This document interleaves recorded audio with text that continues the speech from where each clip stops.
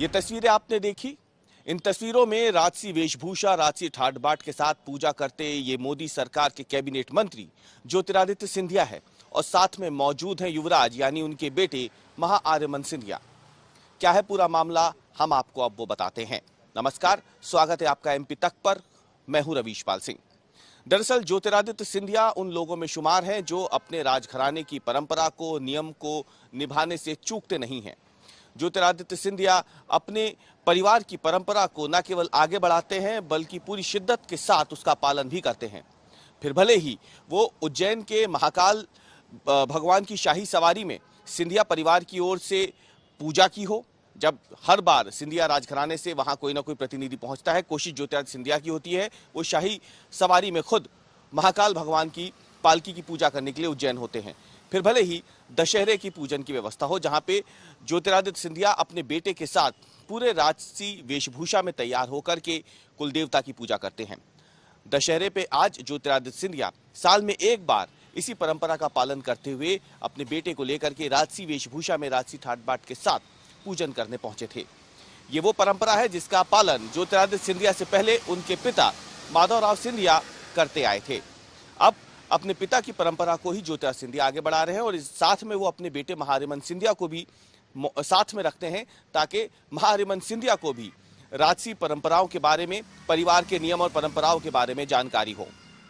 इन तस्वीरों के साथ अब आपको ये भी बता दें कि ज्योतिरादित्य सिंधिया जो हैं उन्होंने न केवल कुल देवता की पूजा की बल्कि कुल देवी के साथ साथ उन्होंने सिंधिया राजघराने का जो प्रतीक चिन्ह है उसकी भी पूजा की। राजशाही जो शस्त्र है, सिंधिया रियासत की जो मोहर है, उन तमाम चीज़ों की, सिंधिया राजघराने का जो ध्वज है, इन तमाम चीज़ों की पूजा की।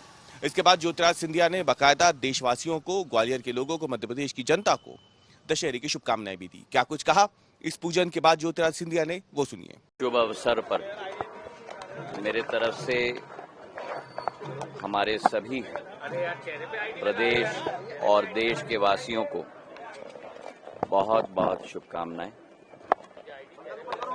ये सत्य की जीत का दिवस है, ये न्याय की जीत का दिवस है और हम सब आज इस दिवस पर प्रेरणा लें। हमारे क्षेत्र के लिए, हमारे प्रदेश के लिए, हमारे देश के लिए विकास और प्रगति में एक एक नागरिक अपना योगदान दे पाए ताकि आने वाले दिनों में हमारा देश विश्व पटल पर अग्रसर हो। तो आपको बता दें कि दशहरा वो दिन होता है जिसमें जो सिंधिया राजघराना है वो अपना पारंपरिक पूजन जो है उसे करता है।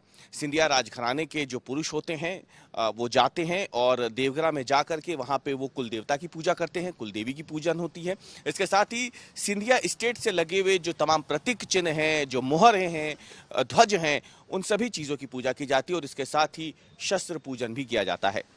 कुल मिला के कहा जाए तो ज्योतिरादित्य सिंधिया राजघराने की परंपरा को न केवल आगे बढ़ा रहे हैं बल्कि इस गर्व से वो अपने बेटे को भी साथ में रखते हैं ताकि उन्हें भी शुरू से ही सिंधिया राजघराने की परंपरा, परिवार की जो नियम है उसके बारे में जानकारी हो।